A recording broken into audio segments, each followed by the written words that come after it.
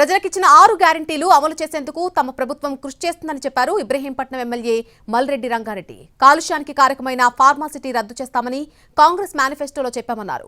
అన్నట్టుగానే నిన్న ముఖ్యమంత్రి ఫార్మాసిటీ రద్దు చేసి మాట నిలబెట్టుకున్నారని తెలిపారు. ప్రజలు ముఖ్యమంత్రి రేవంత్ రెడ్డికి ప్రభుత్వానికి ధన్యవాదాలు చెప్తున్నారని అన్నారు ఎమ్మెల్యే మల్రెడ్డి. ఫార్మాసిటీ రద్దు మీద ముఖ్యమంత్రి గారు ఏదైతే మేము ఫార్మాసిటీ వల్ల రంగారెడ్డి జిల్లా ఇబ్రహీంపట్నం నియోజకవర్గ ప్రాంతంలో కాక పక్కకుండేటువంటి మహేశ్వరం నియోజకవర్గంలో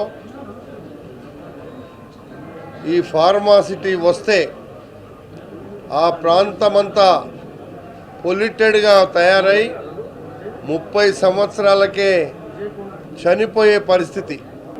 మేనిఫెస్టోలో పెట్టిన విధంగా ఆ ప్రాంత రైతులు, ఆ ప్రాంత ప్రజలు, ఆ ప్రాంతంలో ఉండేటువంటి రెక్కాడితే డొక్కాడనటువంటి పేద ప్రజానికానికి న్యాయం జరగడం కోసమే ఆ రోజు మేము ఫార్మాసిటీ రద్దు చేస్తామని చెప్పినాం.